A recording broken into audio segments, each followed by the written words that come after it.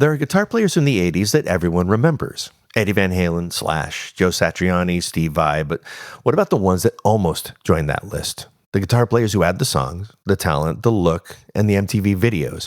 And for one brief moment, they looked like they were about to become the next great guitar superstar. Some even had hit records. So what happened? Today, we're reopening 5 stories from the 1980s that deserve another listen.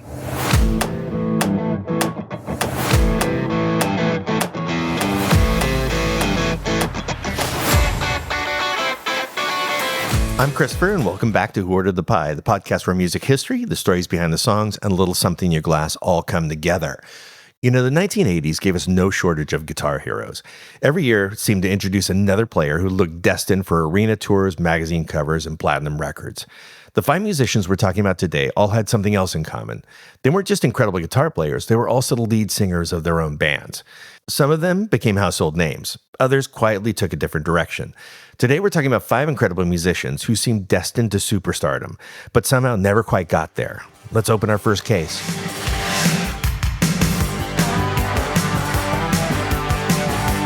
Our first guitarist is Charlie Sexton, and that's Beat So Lonely, released in 1985. It was his breakthrough hit and the song that introduced most of us to an incredibly talented 16-year-old guitarist.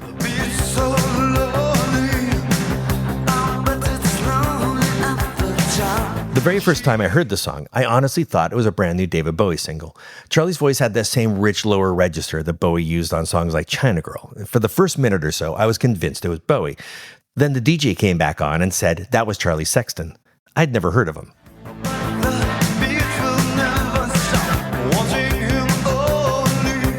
I love the grit behind the song, the crunchy guitar, and I love the resonance in his voice. I immediately bought the album and absolutely fell in love with it. I wore that thing out, front to back. I knew every song. I couldn't believe that someone so young could make a record that good. I became an instant fan.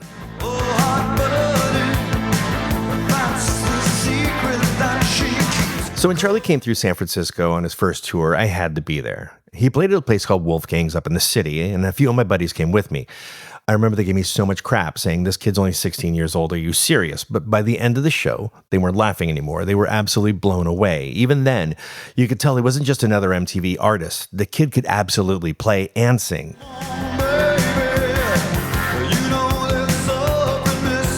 Charlie Sexton also didn't look like anybody else on MTV. He was this skinny kid, almost like Bowie in his thin white Duke days.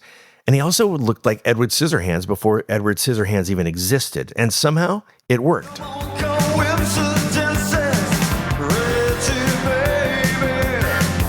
He wrote his own songs, he had a great voice, and was already an exceptional guitarist. MTV embraced him, and Beat So Lonely cracked the top 20.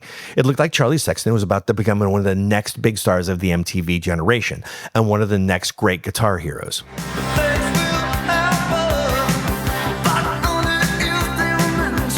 But almost immediately, Charlie found himself caught between 2 different versions of who people thought he should be. Back home in Austin, he was known as a genuine guitar prodigy. He had grown up playing blues and roots music and had already performed with musicians far older and more experienced than he was. But his first album introduced him to the rest of the world as something very different. The hair, the makeup, the polished production, a teen idol image.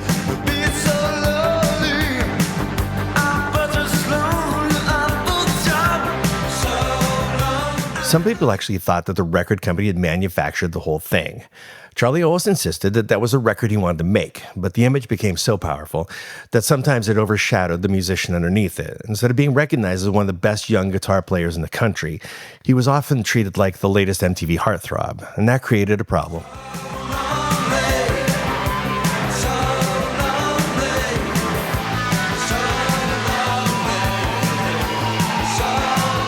The pop audience knew the face and the hit song. The guitar audience didn't always take him seriously. And some of the Austin crowd that had watched him grow up felt that he had moved too far away from his roots. Then Charlie released his second solo album in 1989, and that was self-titled. And by the way, another great album. The record company didn't hear an obvious hit single, barely promoted the album, and it quickly disappeared. So this wasn't simply a case of musical trends changing. Charlie Sexton had been marketed so heavily as a teenage pop star that people never quite knew where to place him once he began growing beyond the image.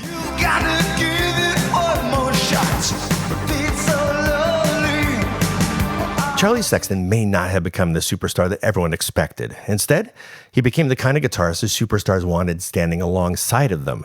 He spent more than 10 years as Bob Dylan's guitarist, becoming one of the longest-serving members of Dylan's touring band. He also performed and recorded with artists like David Bowie and Elvis Costello. As a matter of fact, I saw him just last year performing with Elvis Costello. The funny thing is, I recognized him immediately. He's still tall and lanky, he still has that jet black hair, and he still looks like Charlie Sexton, just older. Success doesn't always look the way you expect. Sometimes the biggest careers aren't built on being the name at the top of the marquee. They're built on earning the respect of the people whose names are.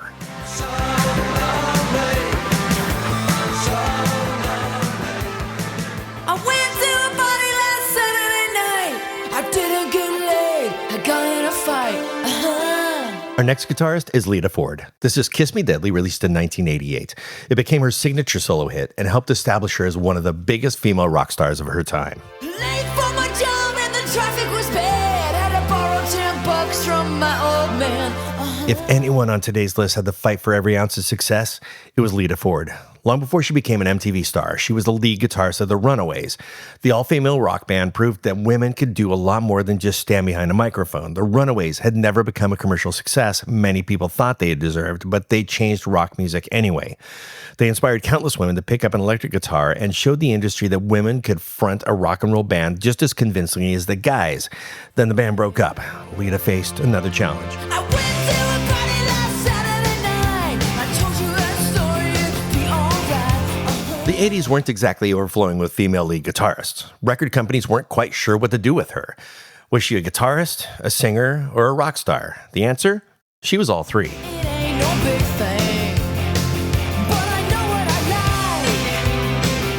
like. Lita often talked about the resistance that she faced simply because she was a woman with a guitar. People expected women to sing, not play blistering guitar solos. She even recalled being told backstage that girls don't play guitar. Lita spent her entire career proving they did. Then everything changed.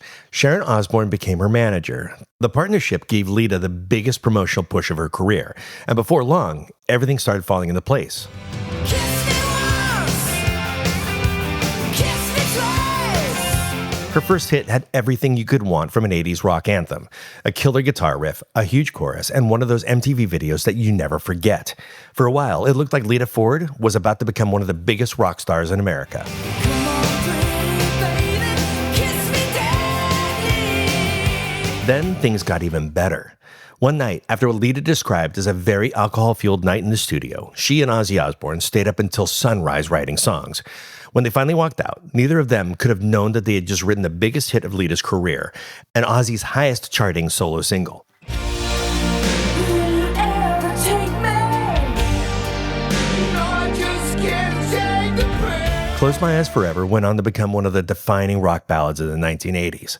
More than 35 years later, it's still one of the songs that most people think of when they hear Lita Ford's name.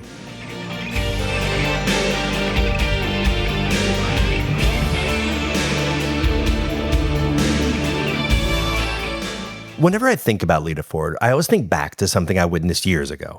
Around that same time, a buddy and I were walking towards Tower Records for one of her autograph signings. About a block away from the Tower parking lot, a limousine pulls over to the curb right next to us. Out of the back steps Lita Ford. Now, she is wearing black leather from head to toe, and she's also got on a chauffeur's hat. So she kind of looks like a chauffeur driver from hell. Now, she climbs back into the driver's seat and drove the limousine the rest of the way into the Tower Records parking lot.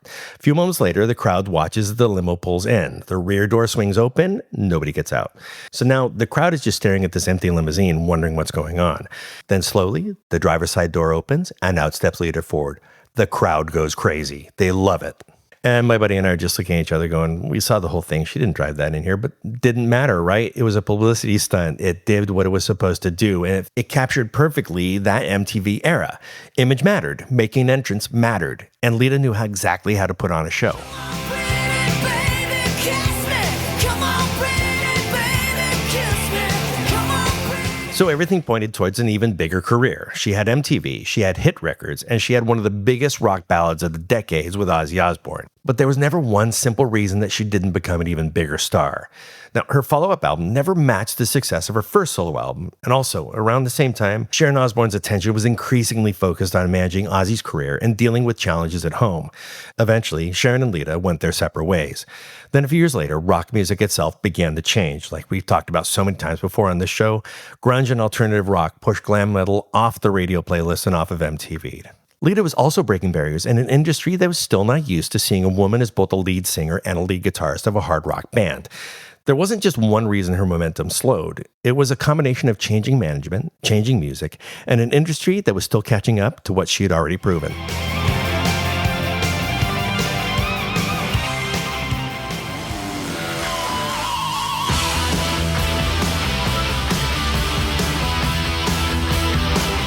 Our next guitarist is Andy Taylor. Most people know him as the guitarist from Duran Duran, but this is Andy Taylor sounding nothing like the band that made him famous. This is I Might Lie, released in 1987. Take my hand, you'll be sorry. I'm the music for your story. There aren't many musicians who would willingly walk away from one of the biggest bands in the world. Andy Taylor did. As a guitarist of Duran Duran, he had already sold millions of records, packed arenas around the world, and helped create some of the most defining songs of the 1980s. But underneath all those synthesizers and polished production and pop image, Andy Taylor had always wanted to be a rock guitarist. Walk with me through the lonely nights. By the middle of the decade, he and bassist John Taylor were feeling pulled in different musical directions. While the rest of Duran Duran wanted to continue exploring more polished, dance-oriented sound, Andy wanted to make music that sounded louder, heavier, and built around the guitar. That's one of the reasons that he and John formed the Power Station. It gave Andy the chance to turn up the volume and show people the kind of guitarist he'd always wanted to be. For Andy, there was no turning back. Leaving Duran Duran wasn't about escaping success. It was about making the kind of music he loved and he was born to play. So in 1987, he released his first solo album, Thunder. Come on, baby, I won't let you down. From the opening seconds of the song, you can hear exactly what he'd been chasing. The guitars were louder, the riffs were heavier, and for the first time, Andy Taylor wasn't just the lead guitarist, he was also the lead singer. Now, that may have surprised a lot of the Duran Duran fans, but Andy had been singing long before he joined the band. This wasn't a guitarist trying to become a frontman, it was a role he had already played. Take my hand, don't ask why. I can't wait forever. Now, I always have been and I always will be a Duran Duran fan. I love them. I even saw them back in the 80s, and my ears are still recovering from the screams from the girls. But anyway, this album, loved it. It was hard rock, it was kick-ass, it was big hooks, crunchy guitar, polished production, and Andy's guitar playing was finally front and center. I honestly thought this was going to be huge. You say I might lie when I look into your eyes. Before the album was even released, Andy had already scored a top 25 hit with Take It Easy from the movie American Anthem. Then Thunder reached the Billboard album chart. I Might Lie earned rock radio airplay, and for a while, it looked like Andy Taylor was about to become a major rock star all his own. I don't know why I love you when I don't even know. Andy Taylor already had something that most solo artists spend years trying to earn: recognition. He had been part of one of the biggest bands in the world. He had already proven he could play hard rock with Power Station, and with Thunder, he proved that he can carry an album as both a lead guitarist and a lead singer. So why didn't it become the solo breakthrough that so many people expected? Take my hand, don't ask why. I can't wait forever. Ironically, part of the answer may have been Duran Duran itself. The band's fans knew exactly who Andy Taylor was, but many of them weren't looking for a hard rock album built around heavy guitars. At the same time, rock fans often saw him as the guitarist from Duran Duran. Andy had made the album he wanted to make, but it landed between two audiences. The people who already knew him weren't expecting that sound, and many of the people who had already loved that sound never gave it a chance because they knew where it came from.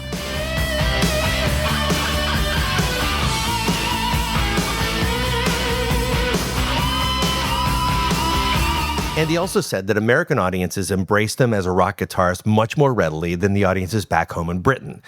But even then, that wasn't the whole story. Thunder got off to a respectable start, but what it needed was another strong original album to build on that momentum.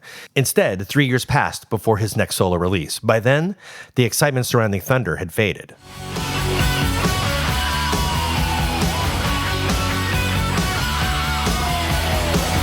Thunder never became the blockbuster I thought it deserved to be, but Andy Taylor never stopped making great music. His guitar turned up on Belinda Carlisle's breakthrough hit, Mad About You.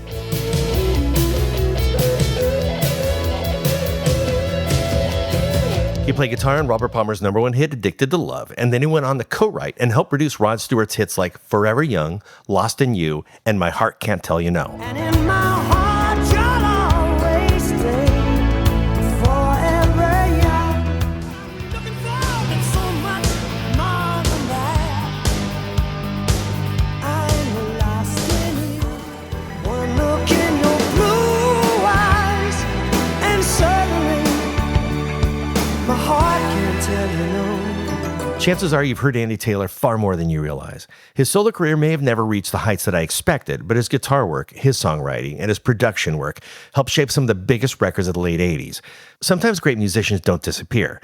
They simply keep making great music, even when their name isn't on the front of the album.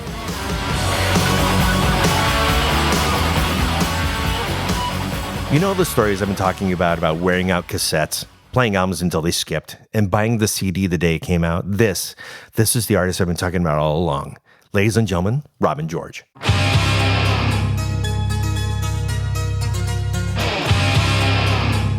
This is Heartline, released in 1985. Although it wasn't a major chart hit, it became the song that convinced me that Robin George should have been one of the next great guitar heroes of the decade. Your crazy attitude is spoiling everyone's fun. All you wanna do is take the money and run. Robin George may be the least familiar name in today's episode, but not to me. I absolutely loved this guy. When the album Dangerous Music came out, I bought the cassette and I played it constantly. I mean, constantly. If you drove with me that year, it was playing. I loved the songs, I loved Robin George's guitar playing, and I loved his voice. It's much too late to change your mind, the damage is done. But also what grabbed me was the production. This album sounded huge. The guitars were massive. The keyboards added this polished atmospheric layer. Everything just sounded expensive. Years later, I found out that wasn't an accident. Robin wasn't just a guitarist. He was also a songwriter, arranger, and producer. It's much too late to change your tune, I don't like this song. Before launching his solo career, he had already played with David Byron from Uriah Heep's Byron Band. Later, he'd go on to produce other artists as well. Suddenly, it all made sense. Robin knew exactly what he wanted to hear in the studio and knew how to get it. You get your number changed, bad signs. I won't be. I absolutely cranked the song every chance I got. Still do. And when I say cranked, I mean this is the kind of song that deserves to shake the walls. To me, it had everything. A soaring melody, a huge chorus, fantastic guitar playing, and production that still sounds great today. I honestly thought that Robin George was going to become one of the next big rock and roll stars. Hearts on the line. Hearts on the line. Music magazines thought so too. In fact, Kerrang! Magazine called him the axe of tomorrow. For a while, it looked like they were absolutely right. Robin George seemed to have everything: the songs, the guitar chops, the production skills. He made a record that sounded like it belonged alongside the biggest rock albums of the mid-1980s. Then, almost everything that could go wrong did. All you ever gave me was a hell of a time. It's much too late to change your words, they still wouldn't rhyme. Just as Heartline was beginning to break around the world, his record label, Bronze Records, went bankrupt. Robin later said the money simply disappeared. The promotion stopped, and with it, the momentum behind the album. Your mind is always engaged. As if that wasn't enough, one of Robin's biggest supporters was Phil Lynott, the legendary frontman of Thin Lizzy. The two began working together, and Phil even asked Robin to become the lead guitarist in the reformed Thin Lizzy. Robin said yes, and they shook hands on it. He went home for Christmas, expecting an exciting new chapter in his career. Instead, he got a phone call asking for his reaction to Phil Lynott's death. That's how Robin learned his friend was gone. The project ended before he even had a chance to begin.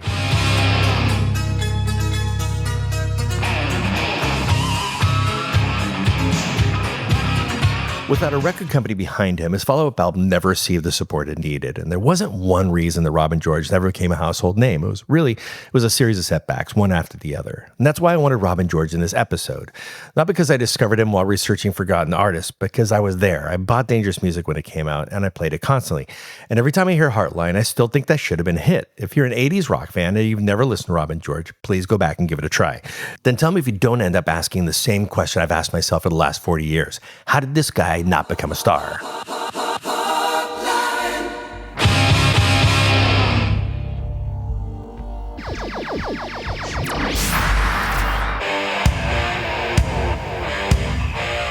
And our final case file is guitarist Aldo Nova. This is Fantasy, released in 1982. It reached number 23 on the Billboard Hot 100, and it introduced us to another guitarist we thought was destined to become one of the biggest back in the 80s.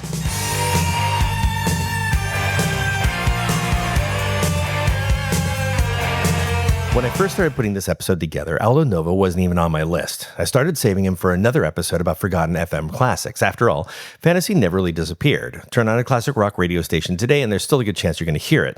But the more I thought about it, the more I realized that he absolutely belongs here, because Aldo Nova wasn't simply another singer with a hit song. He was an incredible guitarist.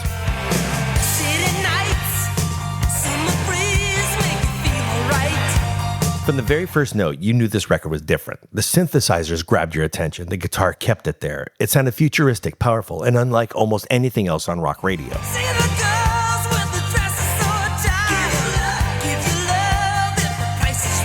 And here's the remarkable part. That sound wasn't created for Aldo by some legendary producer. It was Aldo. He wrote the song, produced the album, played most of the instruments, and built one of the most distinctive rock records of the early 80s. When Fantasy exploded in 1982, it looked like Aldo was about to become one of rock's next great guitar heroes. His debut album reached the top 10. It eventually sold millions of copies, and Fantasy became one of the defining rock videos of MTV's earliest years.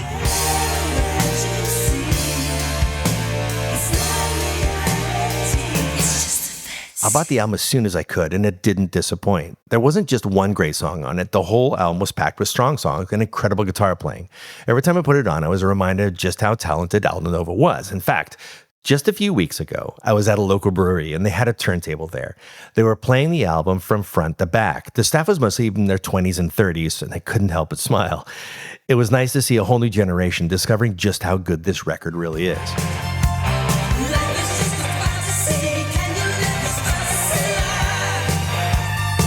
Aldo Nova seemed to have everything: a multi-platinum debut album, a signature hit, world-class guitar skills, and the rare ability to write, arrange, perform, and produce almost everything himself. So, how did someone with all that never become one of the biggest guitar stars of the decade?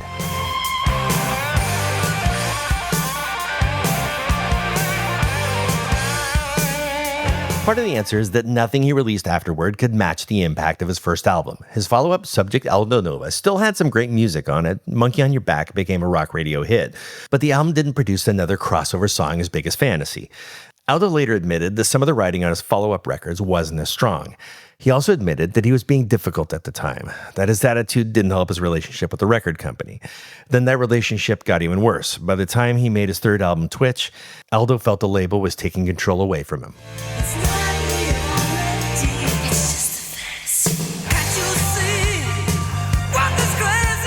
The company wanted more of a commercial record. Outside songs were brought in, and Aldo was being pushed to sing material that he hadn't written. For someone who had created nearly every part of his debut album himself, that must have felt like losing the very thing that made you Aldo Nova. He became so unhappy that he asked Portrait Records to release him from his contract. At first, they wouldn't. So Aldo went back to Montreal, and rather than continue making albums he didn't believe in, he stepped away and waited until he was free. That decision cost him years of momentum as a recording artist, but it also opened another door.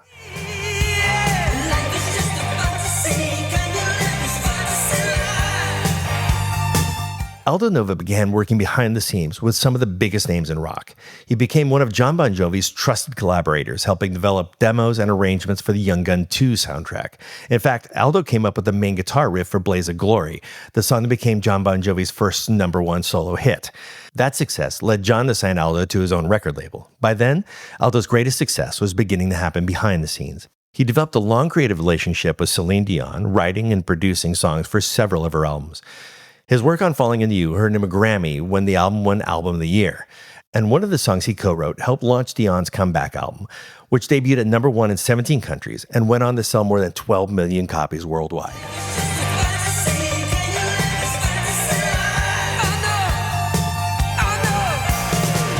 And in conclusion, here's what always puzzled me. Fantasy never went away. Millions of people know the song.